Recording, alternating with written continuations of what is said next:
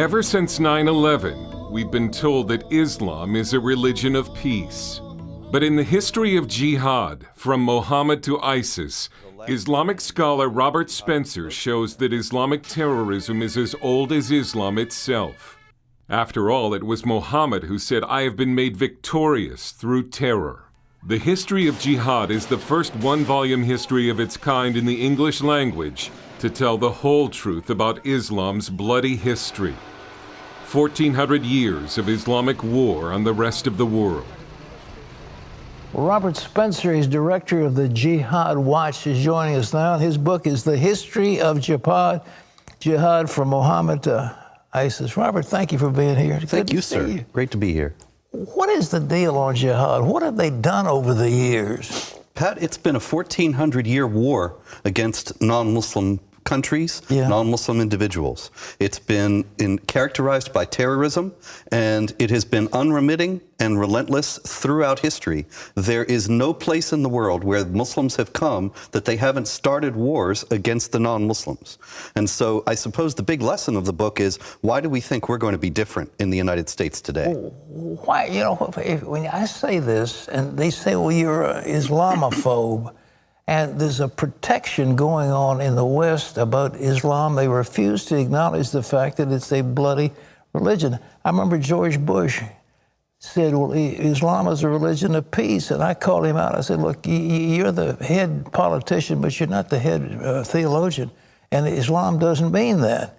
But it means submission, doesn't it? Yes, Islam means submission, and everywhere in the world, for 1,400 years, Muslims have made the non-Muslims submit to the rule of Islamic law, or have at least attempted to do so. What, George, this book shows, actually, the last chapter is called The West Loses the Will to Live, and it starts with George Bush saying that right after 9/11, and shows in all the chapters that go before that how ahistorical and contrary to fact Bush's statement was, and how disastrous it has been for American policy that he said that, and that it's become the basis for our dealing with the jihad threat. Does the State Department buy that? I mean, they still embrace that theory? Very much so. Obama made it even worse. In 2011, as I show in the book, he actually scrubbed all the counterterror training materials for the FBI and other agencies of any mention of Islam or jihad. Why? They demanded it, and he heeded them.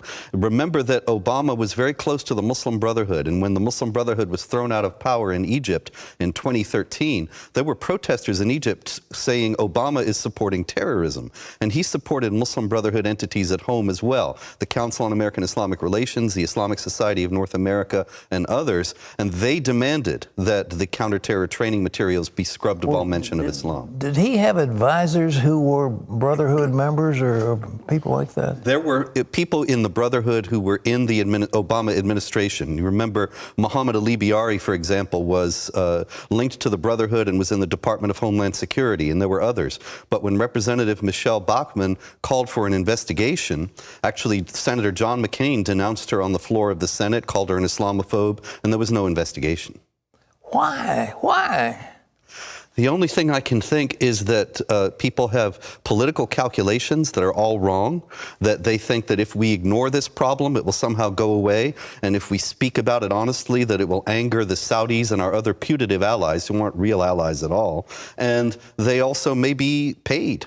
Some of them.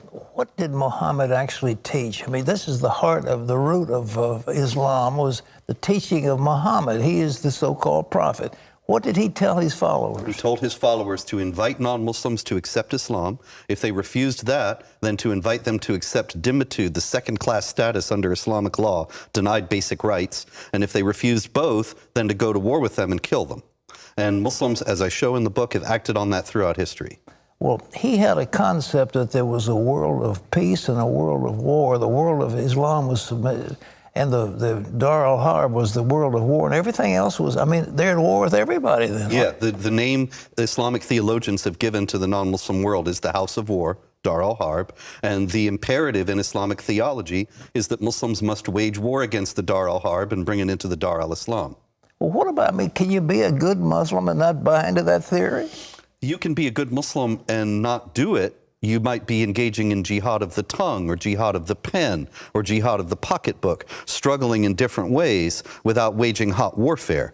But there is no mainstream school of Islamic theology or Islamic sect that rejects the idea that Muslims in the aggregate collectively must wage war against and subjugate unbelievers. Well, now, go back in history and give us some examples of what they've done.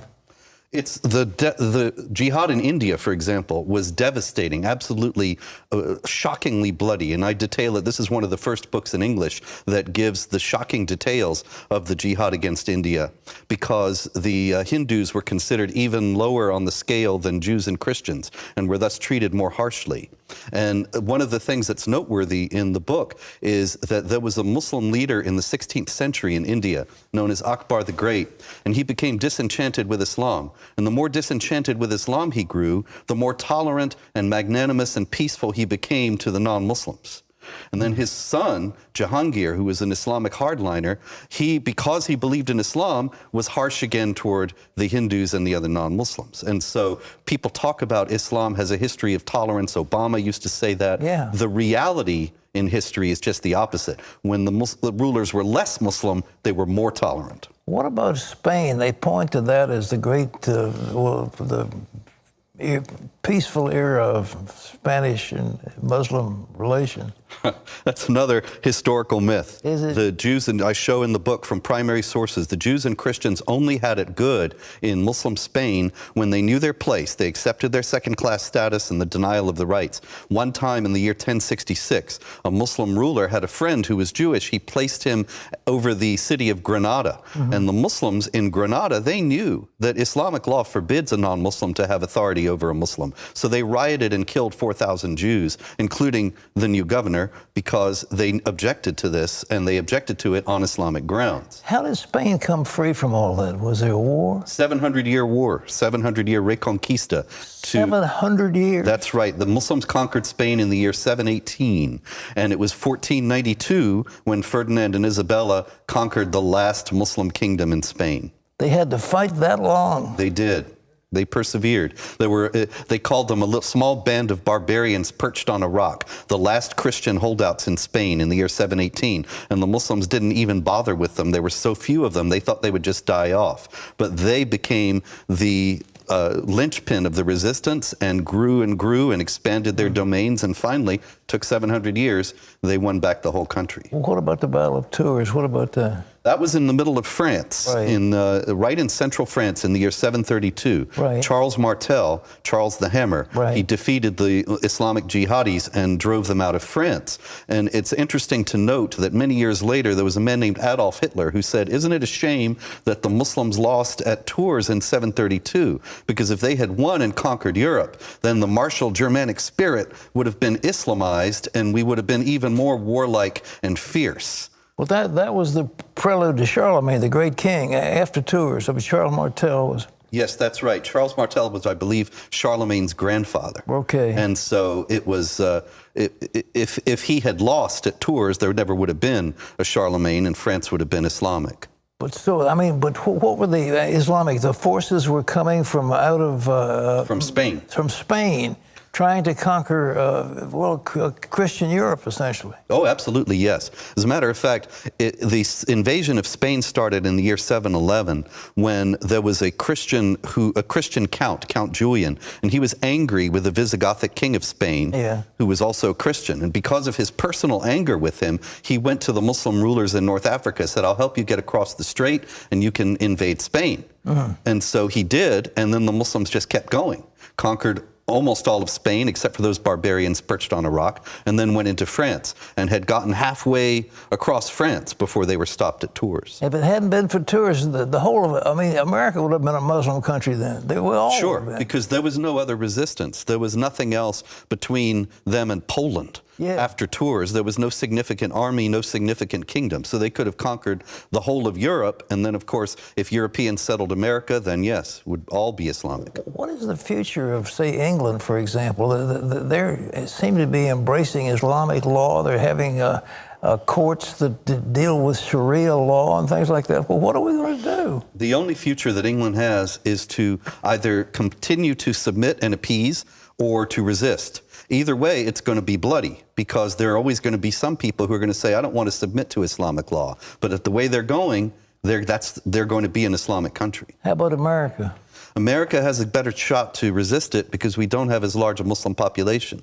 But we have to understand that wherever there are Muslims, some of them are going to be jihadis and some of them are going to be trying to impose Islamic law. We have to come to grips with that, call upon the American Muslim communities to renounce the aspects of Islamic law that are at variance with American law. Well, the end game, though, of the Muslim world is to conquer the world. Is that it? That's right, absolutely. The Quran says, fight until religion is all for Allah.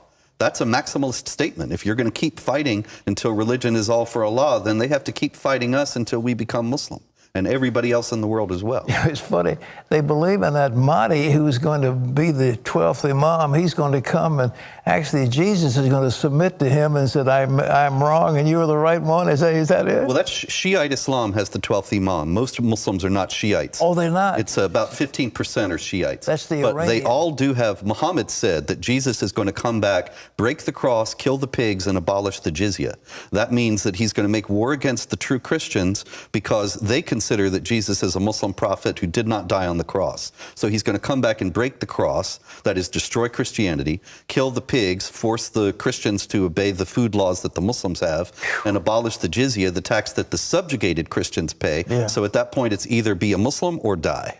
And they think Jesus is going to do that. You've got the man in Turkey now, Erdogan, who says that this is between the cross and the crescent, there's going to be a war. He said it's already there, doesn't he? Yes, he really wants one. He wants to be the next caliph. Yeah. The caliph is the leader of all the Muslims as the successor of Muhammad, and he's trying to set himself up to, there hasn't been a caliph since 1924. He's trying to set himself up to restore the caliphate and reclaim all the lands that the Turks once ruled as the caliphate, the last caliphate, the Ottoman Empire.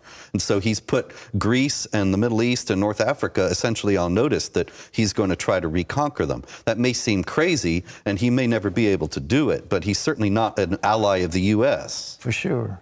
Robert, they say this is the most comprehensive book on jihad that's ever been written. Am I saying it right? Well, I think so, yes. This is the first book and only book that covers all of jihad, not just against Europe, but against India, as I said, and also shows how the Israeli-Palestinian conflict is all part of the larger global jihad, 9/11, much more. Fabulous. The mission, the history of jihad from Muhammad to ISIS, wherever books are sold. Thank you for being with us. That's extremely interesting. Thank you. God bless you. Too.